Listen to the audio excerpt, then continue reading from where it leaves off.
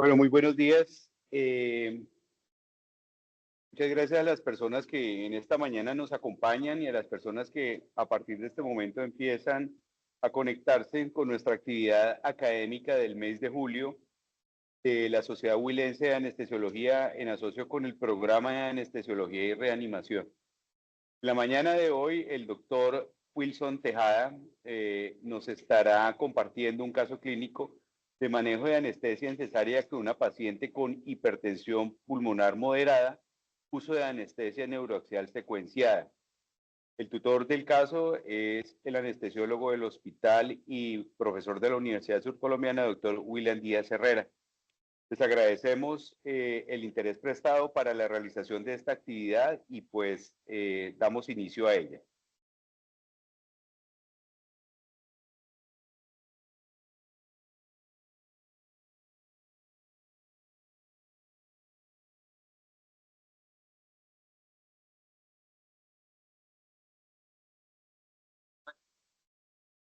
Hoy vamos a hacer 6 actividades.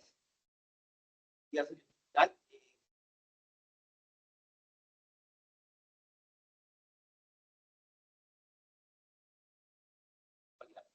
en ese orden de ideas para el tiempo.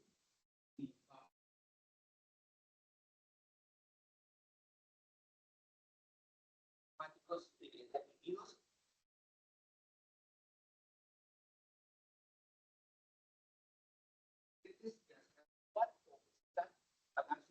preguntas y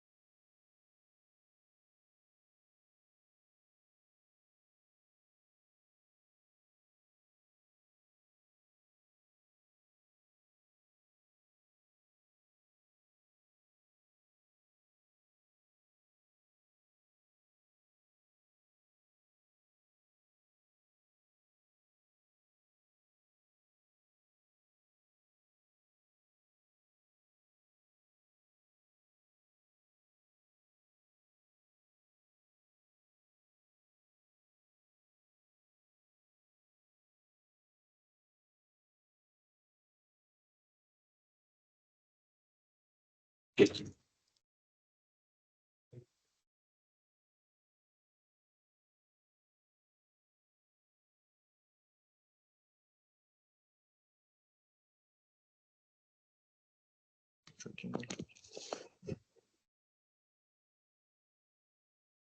pena, tuvimos unos pequeños problemas técnicos. Continuando con la presentación del caso, tenemos una paciente femenina de 34 años que consulta en contexto de mesitaron, una enfermedad actual. Es una femenina de 34 años, estas 2 cesárea 1, está cursando por un embarazo de 38 semanas dado por ecografía del primer trimestre. Ella, dentro de sus patologías de base, tiene una hipertensión pulmonar en manejo con sildenafil y en seguimiento por cardiología, con una última valoración 6 meses previos al ingreso. Ella refiere que consulta a la institución porque fue citada por perinatología para la valoración materno-fetal y definir la vía del parto y asimismo hacer todo el abordaje integral dentro del caso en curso.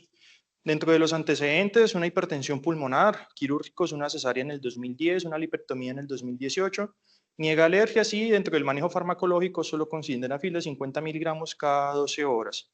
Antecedentes ginecológicos aquí descritos y encontramos que al ingreso el equipo de obstetricia da una impresión diagnóstica de un embarazo de 38 semanas, una hipertensión pulmonar, una secundaria una comunicación interauricular tipo ostium secundum, que lleva a un trastorno hipertensivo que no es claro y no está clasificado, y unos riesgos tromboembólico alto, obstétrico alto y psicosocial bajo.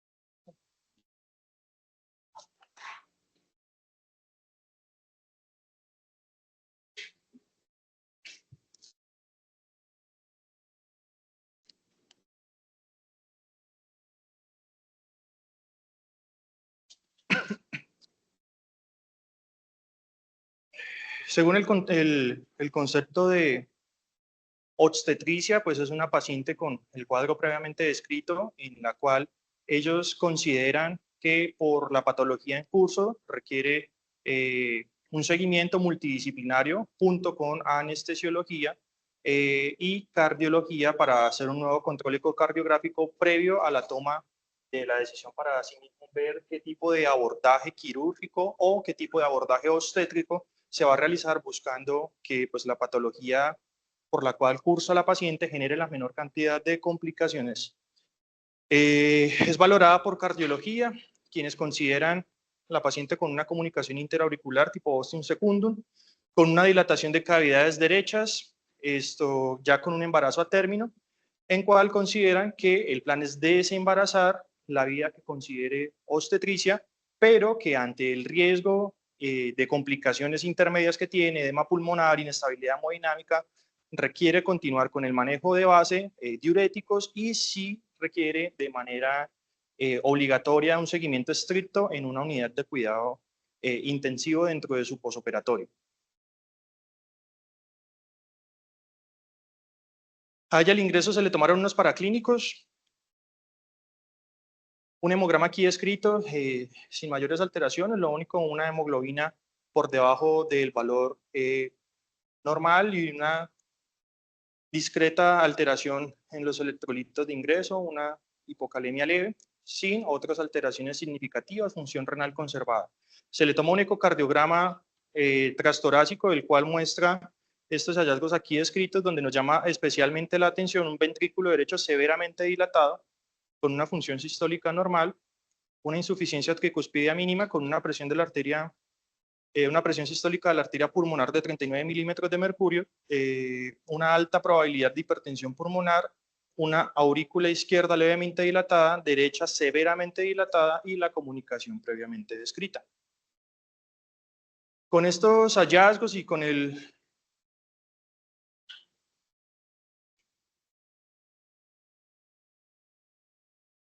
Juan Felipe, cámara. Sí. Con estos hallazgos, dentro de su valoración preanestésica, pues se interroga si la paciente está cursando con algún síntoma cardiovascular. Dentro de la valoración preanestésica no cuentan con ninguno, no describe disnea, no edema, no presenta síntomas anginosos o otros similares. Llama la atención acá una obesidad mórbida por la cual cursa, pero no cuenta con predictores de vía aérea difícil. Entonces, con ella se considera una paciente ASA3, riesgo quirúrgico intermedio, con predictores de vía aérea difícil relacionado con vía aérea obstétrica y junto con la obesidad. Una clase funcional 2 de 4, firman el consentimiento, se reserva la UCI posoperatoria y se realiza el planteamiento del manejo anestésico. Este es el récord del caso en curso. La paciente se propuso una anestesia espinal peridural, una peridural secuencial. En ella, previa a la realización de esto, se realizó un catéter venoso axilar ecoguiado. Posterior se realizó la colocación del catéter peridural y por la característica de que era una hipertensión pulmonar de leve a moderada, pues se decidió que no era necesario hacer un seguimiento y una monitoría invasiva con línea arterial.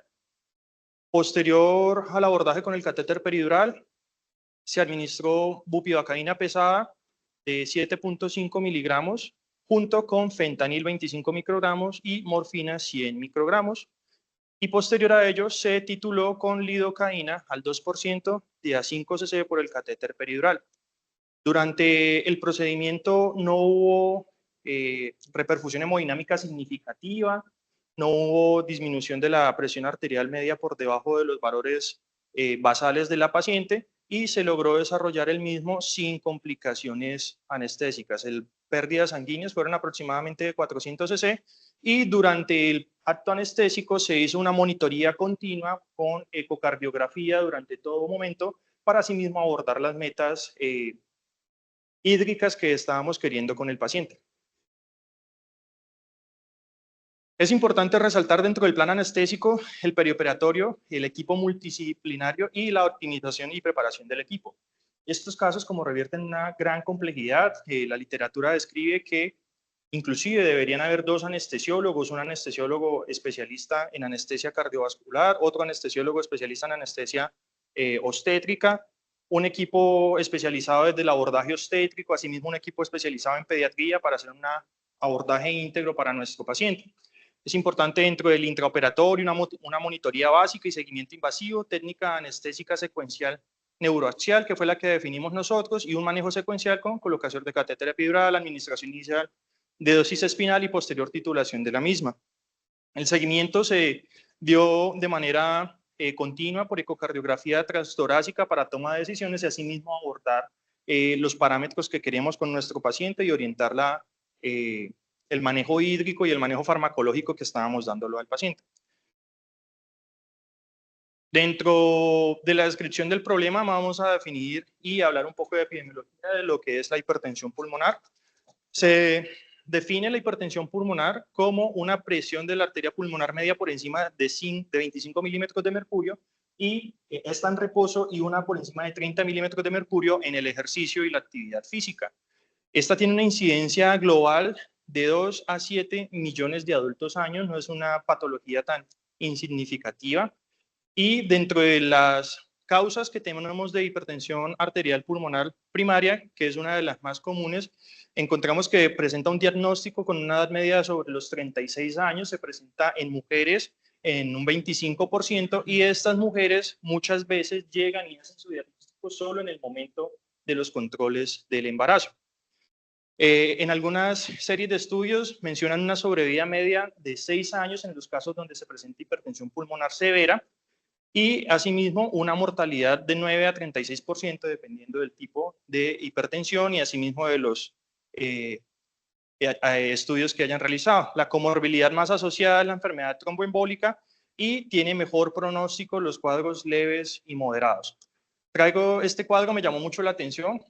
Aquí describen el CDC durante el año 2017 y 2019 como las principales causas de muertes maternas en Estados Unidos. Encontramos acá la patología cardiovascular como la principal causa de muerte materna y seguida a esta las causas infecciosas o sépticas.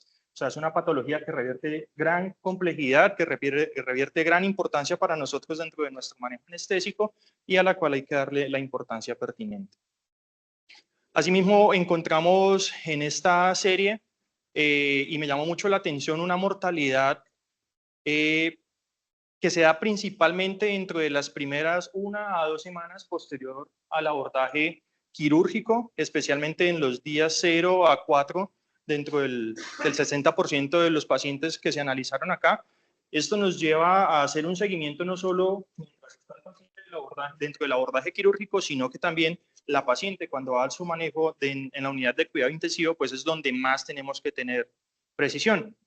Describen en esta serie un estudio prospectivo de 299 casos, encontraron los predictores de mortalidad relacionados con falla cardíaca derecha o colapso cardiovascular y encontraban que a los pacientes que tenían peor pronóstico eran los que presentaban trombocitopenias por debajo de 120.000, presentaban una clase funcional de la Organización Mundial de la Salud de categoría 3 a 4, una presión sistólica de la arteria pulmonar por encima de 95 y mencionaban también este marcador que nosotros pues dentro de nuestro medio no lo utilizamos mucho, pero que lo describían como predictor también de mortalidad.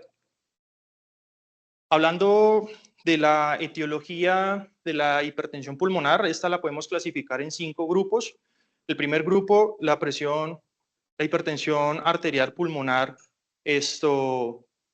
primaria, la secundaria a falla cardíaca izquierda como segundo grupo, la secundaria enfermedad pulmonar crónica, la hipertensión secundaria por obstrucción de la arteria pulmonar y una multifactorial. Aquí llama mucho la atención y es que la mayoría de estos pacientes que son primarios o congénitos están relacionados sobre un 60%, pero cada día con el avance en medicina que tenemos, vemos que estos pacientes son parcialmente tratados o parcialmente curados y muchas veces se pierden dentro del seguimiento farmacológico, del seguimiento especializado, y estos pacientes son los que nos van a llegar más adelante a nosotros para hacer abordajes dentro de los procedimientos gineco-obstétricos que estén relacionados. Asimismo, en el grupo 2 encontramos que el 40% están relacionados a una enfermedad valvular que lleva a falla cardíaca izquierda, especialmente por estenosis mitral.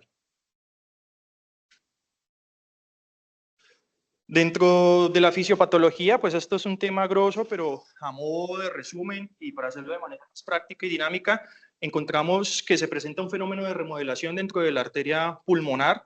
Esto lleva a cambios de hipertrofia e hiperplasia en la pared de la arteria, lo que lleva a trombosis in situ y pues todo esto se vuelve en un círculo y genera un empeoramiento de este cuadro a nivel local, generando fibrosis y generando una vasoconstricción local. Es importante hacer una comparativa entre los cambios fisiológicos que el cuerpo atraviesa durante el embarazo y los cambios fisiológicos del embarazo en la hipertensión pulmonar.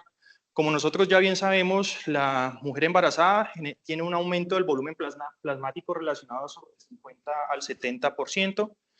Esto genera una anemia dilucional y genera un aumento del gasto cardíaco relacionado de 6 a 8 litros minutos. ¿Qué pasa? En las pacientes que tienen hipertensión pulmonar, el ventrículo derecho no logra compensar este aumento en el gasto cardíaco. Esto genera un estrés en la pared ventricular y dado a esto, no se produce una adecuada irrigación de la pared ventricular derecha que se relaciona con isquemia de la pared ventricular, con dilatación de la misma y por interrelación entre el ventrículo derecho y el ventrículo izquierdo, pues va a haber un compromiso también secundario a él.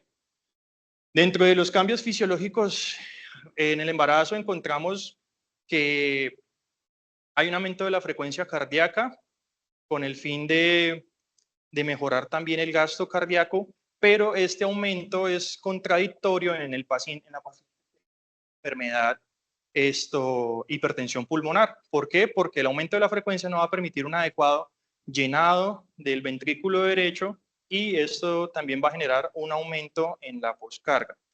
Asimismo, la mujer embarazada en condiciones fisiológicas genera una disminución de la resistencia vascular periférica sobre el 40%, pero esto se ve relacionado con, en estados patológicos de hipertensión pulmonar, un aumento en la poscarga del ventrículo derecho y en algunas condiciones puede haber un aumento del CHUN, de las diferentes malformaciones que hayan relacionadas dentro de esa patología. Asimismo, la compresión de la vena cava genera disminución de la precarga, pero esta disminución de la precarga se va a ver relacionada con una falla del ventrículo derecho, disminuyendo la precarga y generando pues un empeoramiento del cuadro en curso. Las mujeres embarazadas cursan por un estado hipercoagulable y esto empeora en las pacientes con hipertensión pulmonar porque están relacionadas con trombosis microscópicas a este nivel. Y finalmente la autotransfusión, que es el aumento del gasto cardíaco, que pues como lo explicaba anteriormente, se va a ver relacionado en una falla del ventrículo derecho por la manera de compensar el gasto cardíaco que se quiere ganar. Para hacerlo un poco más entendible, traje este diagrama, me pareció bastante interesante porque encontramos la paciente con hipertensión pulmonar que genera un aumento en la precarga del ventrículo derecho. Al haber un aumento en la precarga del ventrículo derecho, encontramos que hay un aumento en la tensión de la pared del ventrículo derecho, generando una dilatación en la pared del ventrículo derecho, que esto finalmente va a generar una disminución en la perfusión de la pared del ventrículo derecho, asimismo va a disminuir la presión con la cual la perfusión de las arterias coronarias irrigan el ventrículo derecho. Esto va a generar una subsecuente isquemia en el ventrículo derecho, lo que va a llevar a una disminución en la contractilidad por daño en el tejido a este nivel y una disminución en el gasto cardíaco. Esta disminución en el gasto cardíaco lo que va a generar es una disminución en la precarga del ventrículo izquierdo, una disminución del gasto cardíaco y una hipotensión sistémica generalizada, lo cual, si hacemos seguimiento a esto, pues se vuelve una bola de nieve y finalmente, si no tenemos un control adecuado hemodinámico de nuestra paciente, puede llevar a un shock cardiogénico.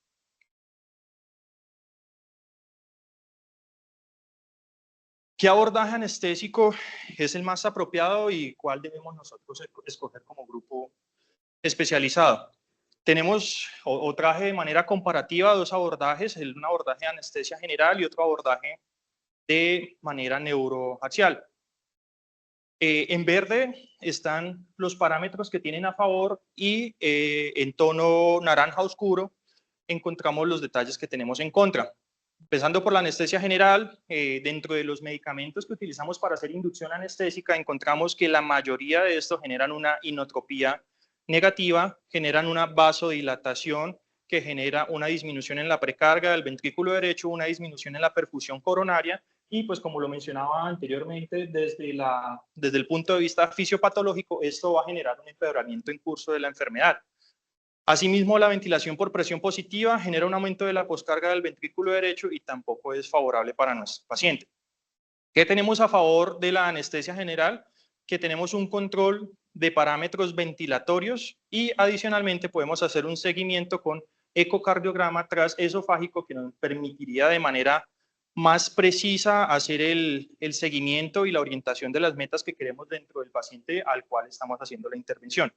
Es importante aclarar que la presión de la arteria pulmonar a través de la ecografía se sobreestima de manera parcial. La manera precisa de hacer el diagnóstico de hipertensión pulmonar es a través de coronariografía. La anestesia neuroaxial, tenemos en contra que si no se realiza de la manera apropiada puede generar vasodilatación central. Esto, pues como lo mencionaba desde el punto de vista fisiopatológico, genera una disminución de la perfusión coronaria, un empeoramiento de aplanamiento septal y anula la autorregulación del ventrículo derecho por el bloqueo simpático que puede hacer a este nivel, pero es la que se recomienda por consenso. Por eso vamos a hablar de cómo vamos a realizar esta de manera titulada para evitar estas complicaciones.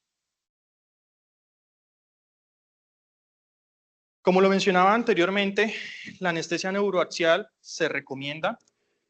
Esta se realiza de manera secuencial combinada dentro de la anestesia espinal epidural con bajas dosis, ya sea en algunos textos los mencionaban que se realizaba inclusive solo con opioide, en otros mencionaban que se realizaba con opioide y bupivacaína, y había unos que inclusive mencionaban dosis efectivas de la bupivacaína aproximadas de 10 miligramos, inclusive hasta 11.9 miligramos intratecal acompañada con opioide. Estos opioides usualmente están relacionados con fentanil y morfina. Esta, pues cuando se realiza de manera titulada, como nos lo realizamos en el caso en curso, genera una baja tasa de alteraciones hemodinámicas y se titula a través del catéter, generando mayor confort también para el paciente. La anestesia general se pensaría en casos donde haya intolerancia al decúbito, inestabilidad hemodinámica, administración de vasodilatadores pulmonares inhalados y que haya alguna contraindicación de la anestesia neuroaxial. Como nosotros sabemos, en los pacientes con hipertensión pulmonar, muchos de ellos están con anticoagulación y llegado el caso que por la misma no se pueda realizar el abordaje neuroaxial, pues pensaríamos en la anestesia general, la cual también deberá ser muy bien planeada y con el equipo multidisciplinario para evitar complicaciones. La monitoría es importante, hacerle un seguimiento a la presión arterial invasiva, especialmente en clase funcional de 3 a 4. En algunos textos mencionaban que estos pacientes se pueden llevar a cesáreas, pero a trabajo de parto, pero realmente están sometidos a una alta tasa de complicaciones, por lo cual se llevan de manera electiva a la cesárea. Hay unos medios de monitoría no invasivo que también están en curso, pero que realmente por la población obstétrica no están validados. Asimismo, es importante tener un acceso venoso de gran calibre para, de ser necesario, utilizar vasopresores y vasoactivos, tener un catéter venoso central ante la necesidad de estos fármacos y para el seguimiento de la presión venosa central. Y mencionaban también que el catéter de la arteria pulmonar en algunos casos no se recomienda porque a pesar de que puede ser útil para manejo, no es necesario y antes se puede ver relacionado con complicaciones, por lo cual de entrada no se recomienda. El seguimiento ecocardiográfico es supremamente fundamental porque este nos permite hacer seguimiento a través de metas en tiempo real, nos brinda información instantánea de lo que estamos haciendo con nuestro paciente, asimismo optimiza la administración de fluidos y cambia el manejo terapéutico dentro de nuestros pacientes. Para hacer un abordaje hemodinámico tenemos estos tópicos principales relacionados con el seguimiento a la actividad eléctrica cardíaca, haciendo seguimiento de arritmias, evitando arritmias atriales especialmente, y pues si se presentan, hacer un control de las mismas. Lo principal es mantener el ritmo sinusal. Asimismo, buscar medios para hacer la optimización de la precarga del ventrículo derecho. Esto lo hacemos a través de la administración de líquidos guiada por ecografía. Aumentar la resistencia vascular sistémica. Esto lo hacemos por distintos vasopresores, ya sean noradrenalina, epinefrina o vasopresina. No hay uno mejor que otro, pero uno sí ofrece ventajas que otros, y ya lo voy a mencionar. Disminuir la resistencia venosa pulmonar, esto lo hacemos evitando la hipoxia, la hipercapnia, la acidosis, tratando de mantener parámetros ventilatorios adecuados. Llegado el caso, se realiza anestesia general y el manejo con vasodilatadores pulmonares directos, pues que están con el manejo de la patología en curso. Y favorecer la contractilidad del ventrículo derecho. Favorecemos la contractilidad del ventrículo derecho a través de inotrópicos positivos, como el isoprotenerol. Asimismo, podemos utilizar la milrinona para generar un aumento de la inotropía. Es importante que la milrinona siempre se utilice con algún vasoactivo, como la epinefrina, la norepinefrina o la vasopresina. Dentro de lo que yo escribí, la norepinefrina es el vasoactivo que se utiliza de manera ideal porque genera un aumento en la resistencia vascular sistémica y un aumento en la resistencia vascular pulmonar. Y también buscamos disminuir la resistencia vascular pulmonar con prostaciclinas, óxido nítrico inhalado, milrinona y epoprostenol. Dentro del manejo de deuterotónicos para esta condición, lo que se recomienda es evitarlo realmente, ya que estos están relacionados con una disminución de la resistencia vascular sistémica y genera una disminución de la presión arterial media. Si es necesario utilizarlos, se recomienda no utilizarlos en bolos, sino utilizarlos en infusión continua, ya que haciendo una comparativa del manejo en bolo, genera una disminución de la presión media de hasta de 27 milímetros de mercurio versus en infusión continua de aproximadamente 8. La infusión se titula de 6 unidades hora a 44 unidades hora. También están los otros medicamentos comúnmente utilizados dentro de procedimientos ginecológicos como el misoprostol, la metilgobina, el carboprostol, pero estos están relacionados con aumento de la resistencia vascular, con aumento de la presión arterial de la arteria pulmonar. Entonces realmente pues hay que evaluar utilizarlos riesgo-beneficio.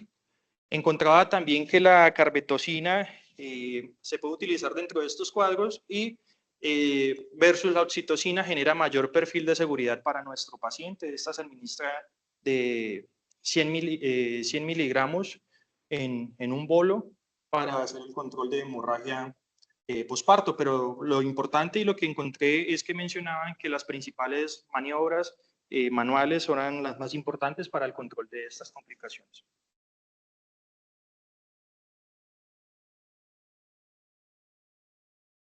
Dentro del posparto, como lo mencionaba inicialmente, la mayoría de las muertes ocurren dentro de las primeras semanas, especialmente de los primeros 4 días. Durante este periodo, las pacientes cursan con una pobre tolerancia a las complicaciones que puedan estar relacionadas como infecciosas, eclampsia o hemorragias. Es importante continuar con las prostaciclinas IV de 48 a 72 horas para estos casos, asimismo como la anticoagulación terapéutica y el monitoreo continuo en unidad de cuidados intensivos de 3 a 5 días hasta por rango de 5 a 10 días y hacer una evaluación periódica de los pacientes por estos lapsos de semanas.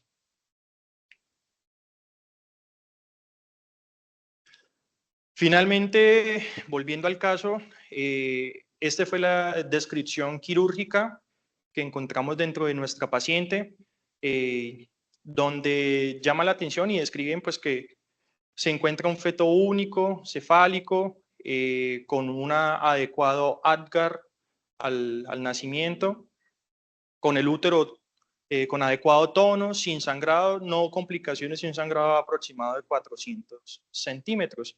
Y la nota de ingreso de la unidad de cuidado intensivo, donde la paciente llegó sin necesidad de soporte ni inotrópico ni vasopresor, llegó con adecuado control del dolor, no presentó ninguna complicación relacionada con el acto anestésico.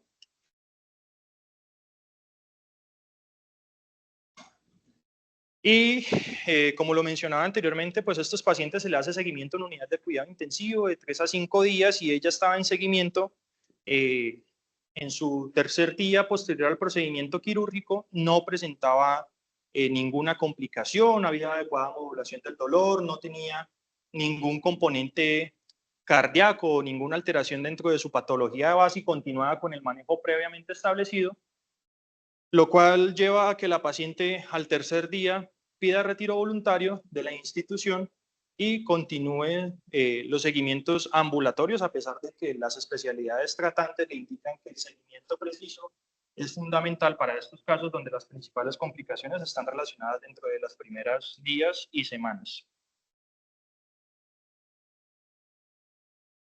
Como conclusiones del caso, tenemos que la hipertensión de la arteria pulmonar es común en mujeres y que 1/4 del diagnóstico se realiza cuando éstas están en embarazo. La mortalidad con el manejo actual ha disminuido, pero sigue siendo una condición de riesgo bastante elevado. Es importante tener en cuenta y hacer claridad de las clases funcionales y de los predictores que revierten mayor mortalidad, Asimismo, la evaluación y el manejo como grupo especializado, la programación del caso y tratar de que todo esté lo más optimizado posible para nuestro paciente. La anestesia indicada es la anestesia regional, una técnica titulable, monitoría invasiva arterial en casos severos y seguimiento ecocardiográfico continuo para tomar decisiones dentro del operatorio. Asimismo, es importante evitar hipoxemia, arritmias, depresión miocárdica, mantener la resistencia venosa y disminuir la resistencia vascular periférica, y el posparto, pues hacerle un seguimiento inmediato durante los primeros días y que es el periodo de mayor riesgo para nuestras pacientes.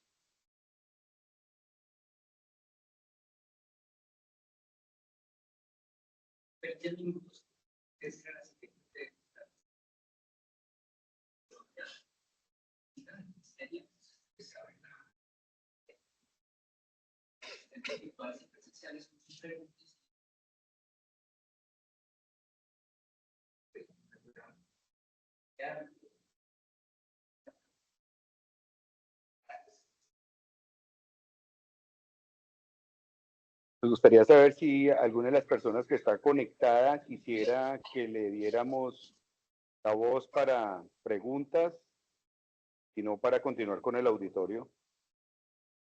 ¿En el chat nos refieren? Veamos.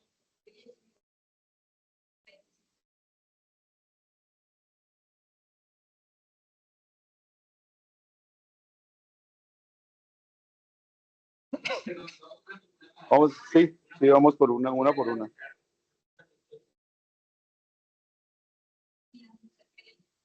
Yo también quisiera reforzar la idea del doctor Perilla, que está haciendo la pregunta, ¿cómo fue el manejo de nuestro paciente en relación a la oxitocina? De pronto la podría usted ejemplificar ahí y documentar según la pregunta, porque no debemos dejar en el ambiente que de pronto esté contraindicada, sino más bien que su uso debe ser ajustado, ¿no?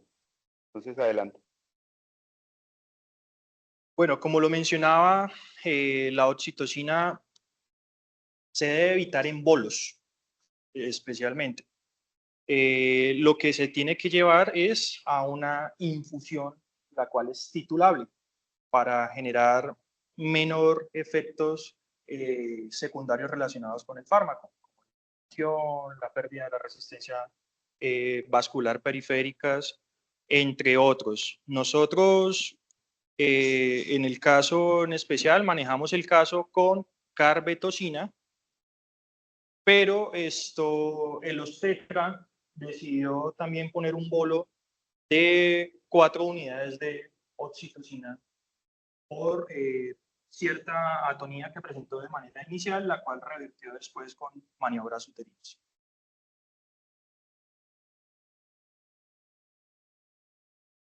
¿Alguna otra pregunta? Pues lo que dice la literatura es que se dé una infusión. Y nosotros pues iniciamos la infusión de carbetocina, pero hubo un poco de resistencia realmente por parte del equipo de obstetricia y definieron que el bolo era lo que le servía a la paciente. Se hizo... Y la también que produce la hipotensión, que es un problema grave para eso, porque eso es adecuado, no lo volvemos a hacer, no lo volvemos a hacer, o sea, porque es que una cosa es lo que es el cirujano, como los ciertos correctos, o sea, es realmente lo que debemos hacer, que es lo que nos debe salir de esta revisión, lo usamos bien, no lo usamos bien. Sí, durante el caso se trató de hacer una discusión académica, pero realmente no fue tan posible. A pesar de que ya habíamos administrado la carbetocina, el obstetra insistió de manera reiterativa en que necesitaba la oxitocina. Entonces se definió la administración de ese bolo.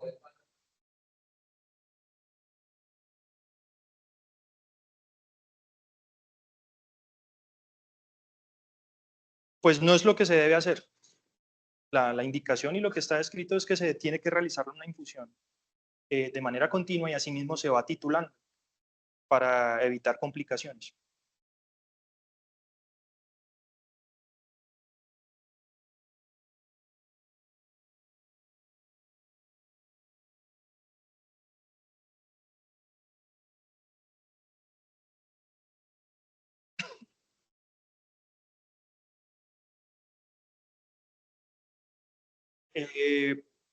Espinal secuenciada, pues no solo se puede realizar para pacientes con hipertensión pulmonar, se puede realizar también para cualquier abordaje en el cual buscamos que no haya dentro de nuestras pacientes. Y la infusión de oxitocina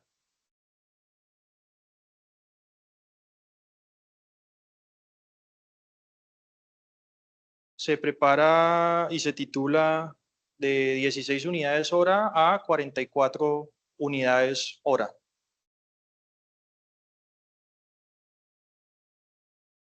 Wilson, usted también nombró al inicio que el plan anestésico que se había tenido incluía un seguimiento ecocardiográfico.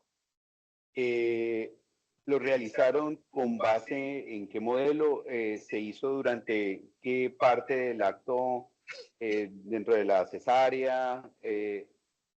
¿Hubo algún cambio que de pronto fuera significativo y hallazgo que hubiera dirigido la terapéutica y el manejo anestésico, o hubo normalidad durante todo el monitoreo de la ecocardiografía? ¿Nos podría ampliar un poco si hubo algo alrededor de eso, de la ayuda ecocardiográfica?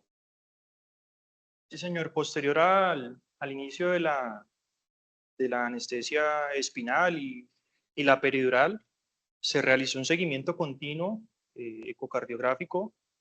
La literatura describe que como tal no hay valores objetivos que permitan hacer una medición clara u óptima, sino que son seguimientos en los cuales se evalúa de manera subjetiva la contractilidad del ventrículo, asimismo la funcionalidad miocárdica, y que a través de estos parámetros es que tomamos nosotros decisiones acerca del abordaje y el manejo hídrico que estamos haciendo con el paciente.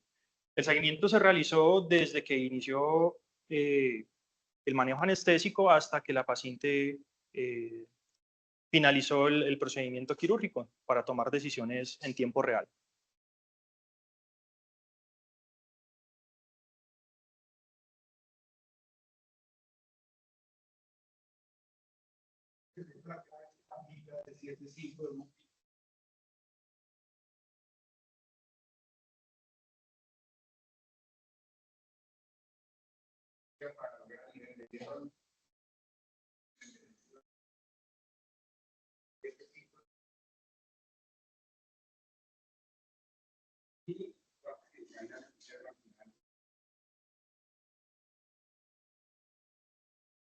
La paciente con 7,5 junto con el fentanil y con la morfina, y posterior con un bolo de 5 centímetros de lidocaína al 2%, dio un nivel adecuado.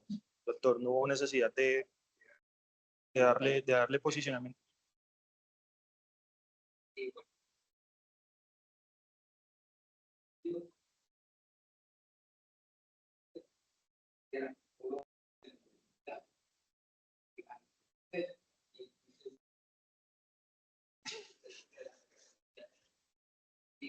Algunas veces siempre uno se llega a estos casos de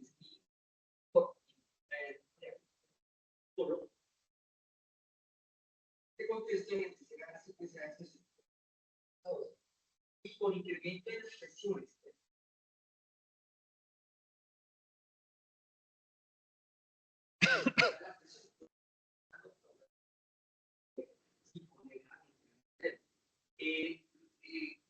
Acá ha salido muchas cosas, pero no todo, pero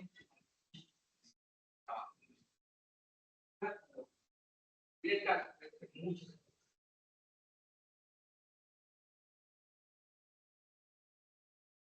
Cada uno trae su propio intervención y a veces depende de la personalidad. Bien, es que el aporte de ustedes es importante, tocaría pasar para que tenga, porque no estamos teniendo audio, entonces si quiere para repetir, aquí está el audio. Sí, sí, sí, hágale, hágale. Bueno, en este caso, ya se trata de todo lo que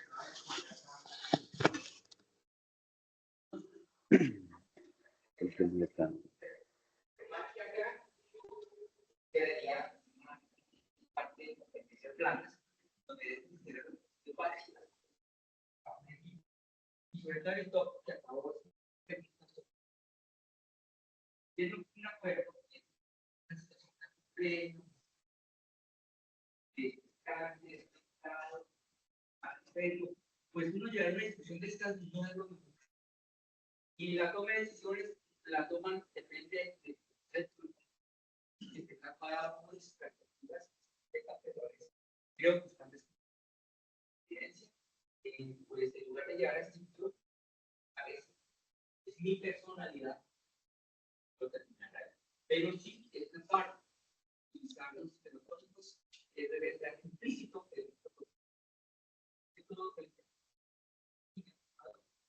tipo de noche, de puente, de piedra, Mauricio Vaz, de pena, ya no llega a escuchar.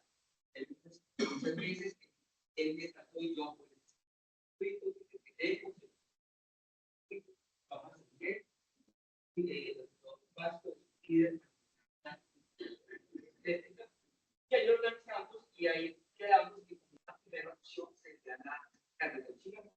No, pues, las cosas se deberían.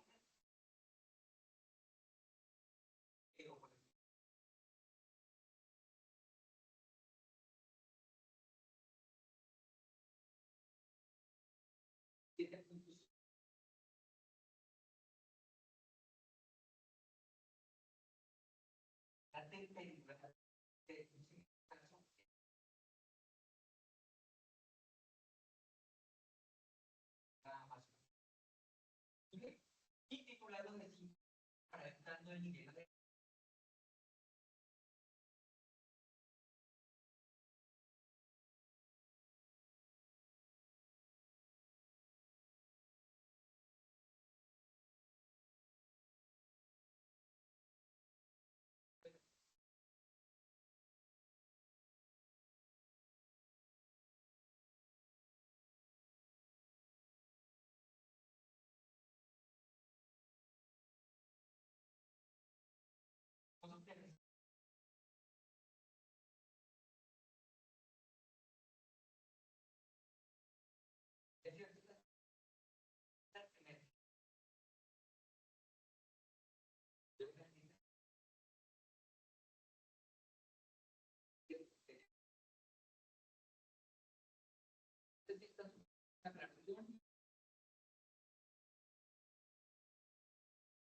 Pues muchas gracias, doctor William. No sé si alguien más del auditorio tenga alguna pregunta. El caso de hoy estamos buscando agilizarlo un poco más porque tenemos la presencia del ministerio a partir de las 7 de la mañana en salas de cirugía. Entonces, no sé si alguno de ustedes más tenga alguna otra pregunta. Creo que tendríamos que ahondar más adelante, probablemente dentro de lo que hace referencia el doctor William, que es la pues, aplicación de nuestros protocolos internos, porque pues usted deja en evidencia que hubo de alguna forma pues incongruencia en el manejo farmacológico recomendado dentro de estos casos. Entonces, eso llama mucho la atención y son elementos que tendremos que discutir posteriormente. No sé el doctor Villalba si dentro de lo comentado tenga algún otro comentario. ¿Qué tal? ¿Cómo está?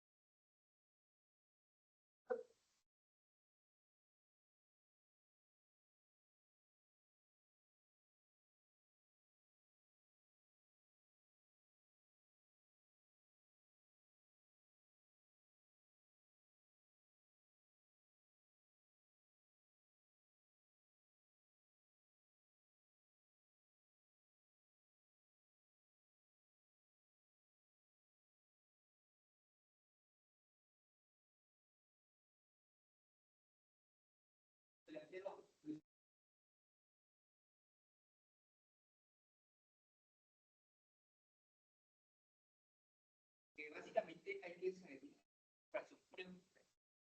preoperatorio, donde allá existen protocolos de valoración de derecho.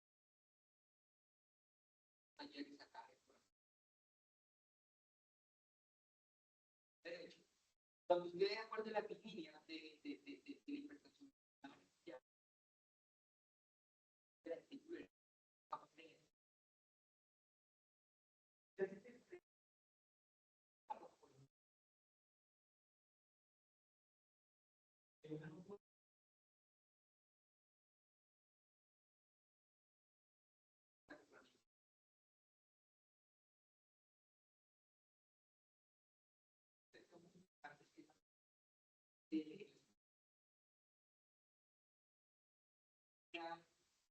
indicadores para evaluar. Es otro hallazgo que uno puede medir TATSE en cabecera del paciente y con el resultado de un preventivo, lo que acaba de decir el doctor Villalba, usted le puede hacer pronóstico a ese ventrículo. Y otro dato muy importante, pues yo progono un algoritmo muy sencillo que lo planteó Cuba por ahí en el 2015, perdón, donde hace un análisis del TATSE sobre la morfología del flujo sanguíneo a nivel de la pulmonar. Es interesantísimo eso, y usted en un solo golpe de ojo puede ver en qué estado está ese ventrículo, si está en límite de fatiga.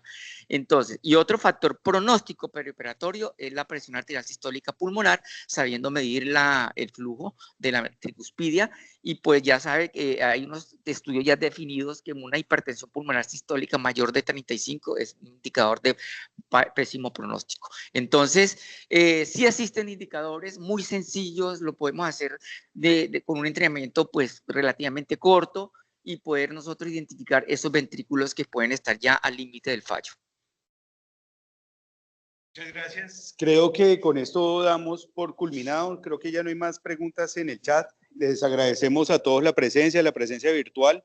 Les recuerdo que esta actividad que estamos llevando a cabo mensualmente es un esfuerzo que se está haciendo entre la Sociedad Huilense de Anestesiología y Reanimación y el posgrado de Anestesiología de la Universidad Surcolombiana, que estamos en la tarea de seguir formando a nuestros formadores, como dicen los eslogan, para la recertificación. Damos por culminada esta actividad el día de hoy. Le agradecemos al doctor Tejada su magnífica presentación y la evolución dentro de su formación. Muchas gracias.